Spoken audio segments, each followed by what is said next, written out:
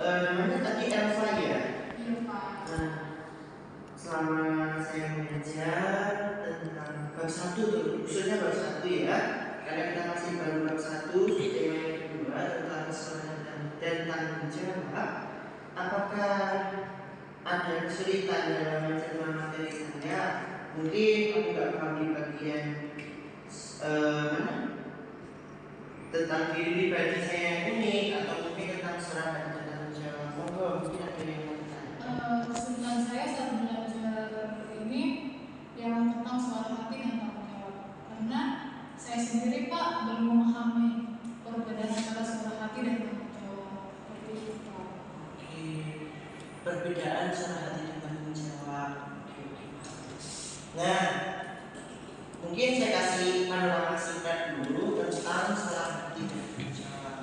Suara hati itu gini, pernah nonton video nggak atau film Indonesia? Iya tiap hari Pak. Oh, tiap hari ya? Oke. Nah, suara hati itu gini, kalau seandainya dalam scenes di Indonesia itu kamu lihat ada anak yang mencuri, nah biasanya kan ada diambil nggak ya atau apa ya, nah itu contoh suara hati.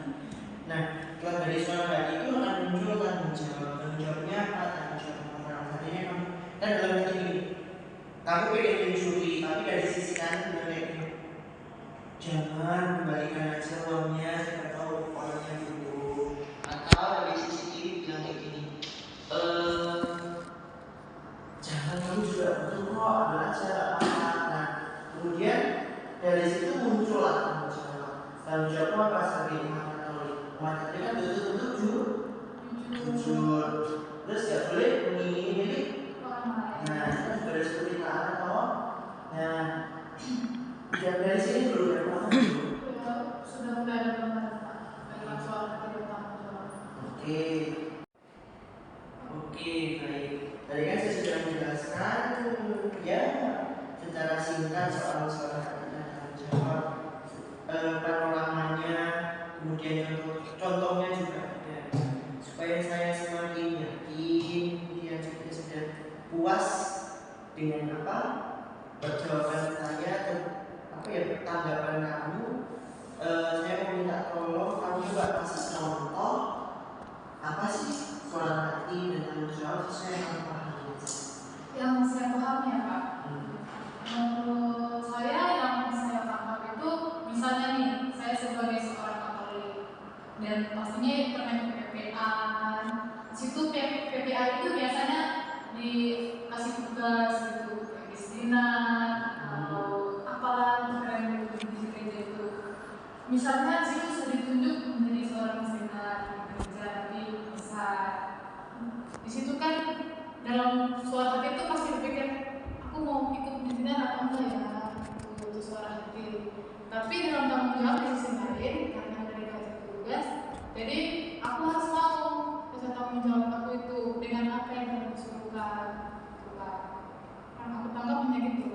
Oke, itu udah baik. Ya sudah agak baik. Ya udah bagus lah. Mungkin kalau saya tambahkan contohnya sih, tugas kita sebagai orang Katolik itu kan juga ada misa. Nah, karena saya tanya, kamu kalau mau misa muncul nggak nih? Bisa nggak ya? Bisa nggak ya? Saya mau tanya, muncul nggak? Kalau tiap hari Minggu itu pasti muncul Pak, karena setiap hari Minggu itu godaannya kayak banyak. Nah, dan contoh godaannya apa?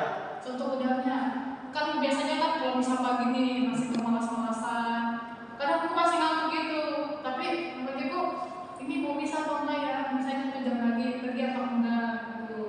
Nah, itu berarti kan kamu udah, kalau berarti kamu sudah bertarung dengan suara hati ya, mau bisa atau enggak, mau mengikuti permintaan keadaannya, oh tidur gitu atau main HP, itu salah satu contohnya itu kan keren.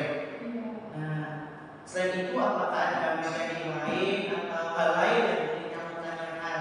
Kalau kamu ingin mendalami lagi soal suara hati dan tanggung jawab juga boleh. Atau kamu punya materi lain yang ingin kamu tanyakan? Mungkin kita nggak punya waktu kan kemarin untuk tanya-tanya seperti ini. Ini kan kita banyak orang di kelas A.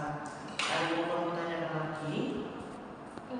Kalau materi lain enggak sih Pak, soalnya aku udah mulai tapi cuma materi di suara hati yang kamu coba yang memang kamu belum ada gambaran sama sekali Kak. Berarti udah paham semua ya? Ya. Kita nanti tunggu untuk ulangan harian ya. Semoga pertemuan kita tidak mengecewakan. Dan saya harap kamu juga dapat memahami penjelasan saya yang ya singkat sih, tapi saya rasa itu sudah sederhana dengan kamu sama. Oke, kita tutup pertemuan kita hari ini dengan berdoa terlebih dahulu ya. Kita sekarang berdoa dalam nama Bapa, Putra dan Roh Kudus. Amin. Allah Subhanahu wa Ta'ala, kami mengucap syukur kepada-Mu atas berkat yang Kau limpahkan kepada kami, terkhusus bagi saudari Eva yang barusan meluangkan waktunya untuk memahami perbedaan suara hati dan tanggung jawab.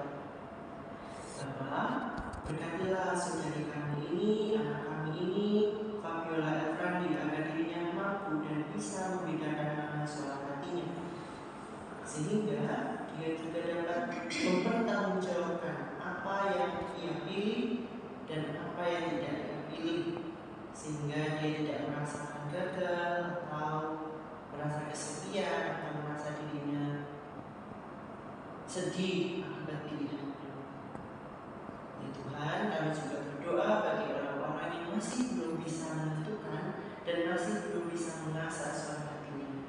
Berkatilah mereka agar mereka dapat memahami dan memohon pertolongan Roh Kudus untuk agar dapat memahami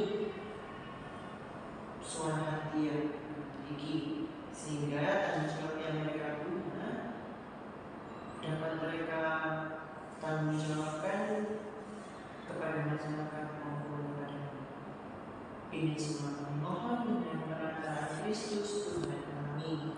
Amin. Dan Bapa, Putra dan Roh Kudus. Terima kasih ya. Nanti